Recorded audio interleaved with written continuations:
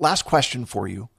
What is one thing medical professionals can start doing today to improve the quality of healthcare? Oh, okay. Um, yeah. So as far as medical imaging itself goes, something that so in Australia, our GPs, our general practitioners, in America and Canada, it'll be your primary care physicians, would be to explain what they're sending the patient for. I find it happens very often, and it's not something difficult to do. But I have a lot of patients that will come in, give you their referral, booking for their scan, and then they lay down on the bed and go, "So, what am I actually here for? What are we doing? Why am I here?" The doctor has just sent them for the test, but hasn't actually explained to them why we're doing it.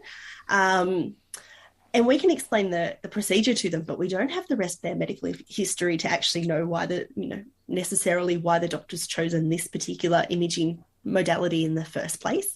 So just to spend a couple of minutes saying to the patient, all right, so I want you to have this test done. We're looking for, might have abnormal liver function or something like that. So you've had a blood test, your liver function's not right, your liver's not doing quite what it's meant to do. I'm going to send you for an ultrasound so we can have a look at your liver.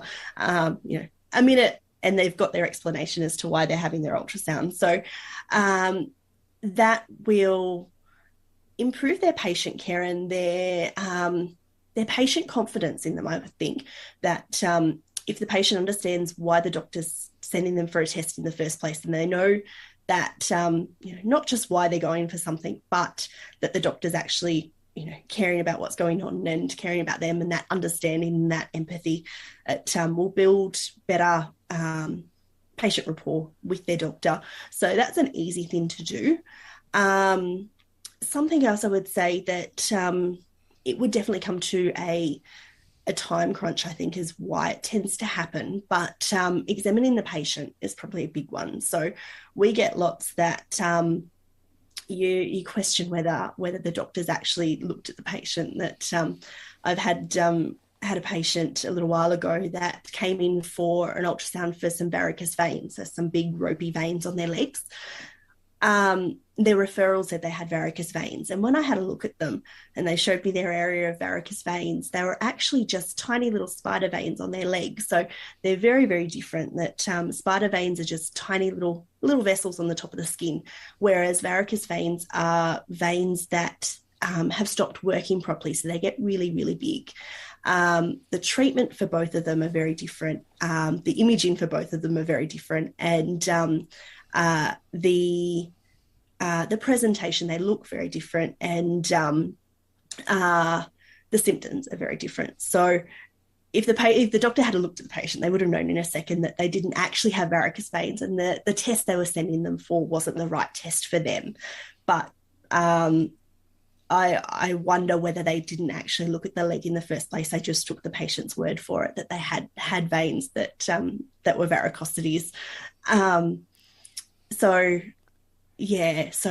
examining the patient's probably a big one. That but as all medical professionals know, that we're short on time, so Sure. that's definitely a thing that it comes down to good patient care. But I understand that that's probably where it's coming from, that there's just not enough hours in the day. Patient care is definitely a big one, and examining that patient. Okay. Listen, Katrina Robertson, thank you so much for joining me today.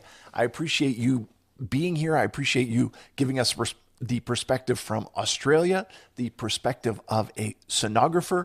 And listen, for all my listeners, I will remind you that we are having an issue with Apple Podcasts, in which there are 2 feeds, and one of them is going to go away at the end of the year. So what I would suggest is go to the website, go to perspectivesonhealthcare.com, make sure that you are subscribed to the proper feed, and that way you won't miss any future episodes.